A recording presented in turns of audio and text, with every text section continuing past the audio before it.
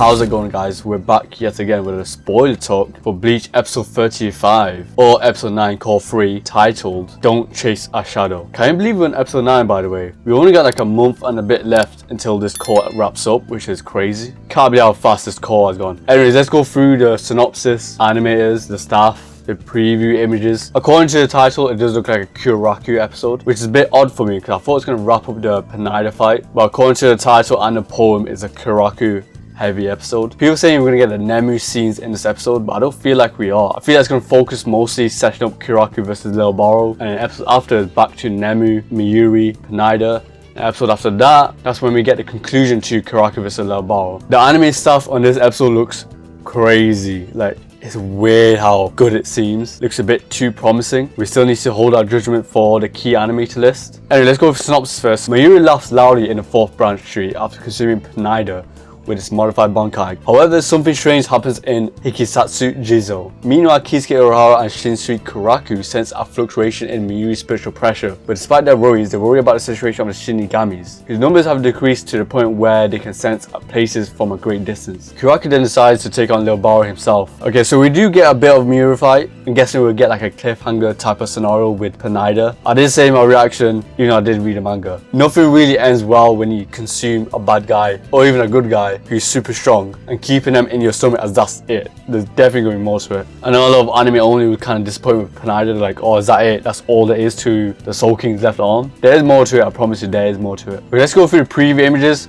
Look at this Kyoraku shot.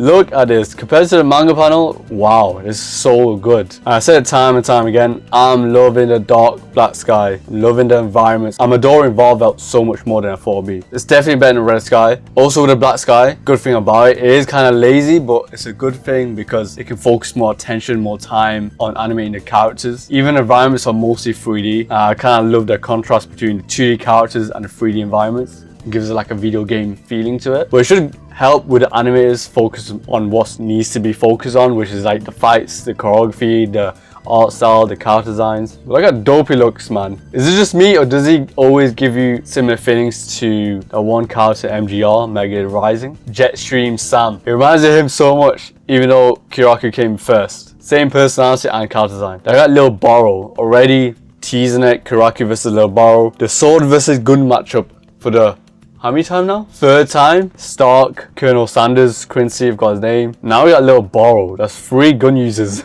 that Kyoraku has fought in the whole series. But already we can tell the art style spot on, perfect. He shot here. Who did he shoot? And Kubo does not miss with his African American designs. So sick. Again, nanao looking worried as ever. Please at least give some foreshadowing to her. She has a very monumental, huge moment in the coming episodes. So I really want them to give anime exclusive scenes, new anime original scenes where they foreshadow, tease her as a character and her story, her history. But let's see if they do that, because I know a lot of people are hoping for it, myself included. Looking at Ichigo, weird, because the last time we seen Ichigo was when he confronted Askin, when Askin took out Grimjar, technically, well, paralyzed him in a way. If you don't know for mangas, for manga only, when Ichigo confronts Askin, it was off screen. We never seen the exchanges, the fights, the interaction between the two. We just see the aftermath of it. So this looks like they're teasing something. They're going to show more of this fight. Since it's a spoiler video, I can basically mention it for the manga. We might actually get the setup to carpet Ichigo and how that came about.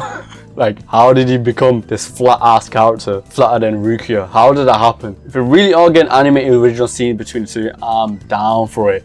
And look at the art style, look how good this looks. I know I keep saying it, but you can kind of tell when an episode is going to be kind of special from previous screenshots. Even this, look at the shot. This is a in motion shot, and it looks consistent. Nothing looks odd. And to me, it feels like I've seen the shot of Ichigo before. I don't know where, but his hair's like this. It is giving me Hell Arc flashbacks, but it's also more to it. I forgot where it's from. And the final image is Askin Nakalivor with his 4 balls, paws. He's spamming the poison ball.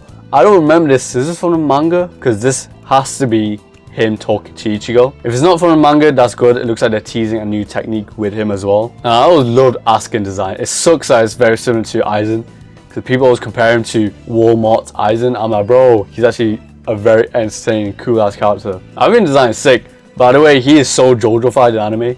So JoJo-fied. I never put that connection before. He acted the same in manga, but with the voice acting, seeing him in motion, his design, even his build, his character design, his outfit, so bizarre, no pun intended, to JoJo. He looks like he came straight from Giorno, part 5, I think. I mean, there's one thing about this scene, him falling looks very embarrassing. But what makes this even more disgraceful? Guy's thinner than Rukia, bro. Where's all his thickness gone, bro?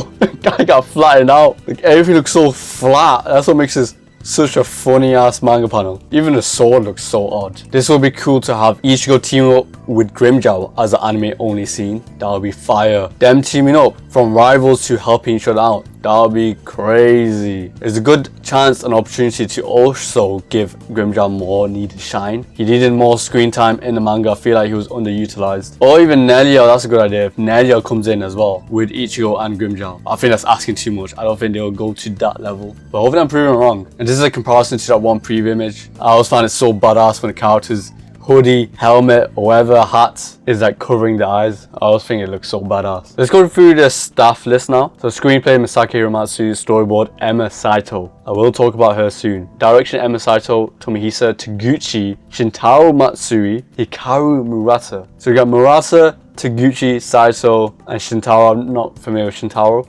4 directors on one episode. Do you know how crazy that is? Animation director Kosei Takahashi, Icho Ino, Kumiko Kato, chief animation director Kumiko Takayanagi. So let's talk about the directors right now. 4 directors on an episode. This is the first time I think ever in TYBW where they get 4 talented directors on one episode. That already tells me this is a very promising episode. This looks like it's gonna be something special. We still need to hold our judgment and excitement still until obviously when the episode comes out first. But also with a key animator list, we need to see who's on board. Emma Saito, apparently she worked on episode 6.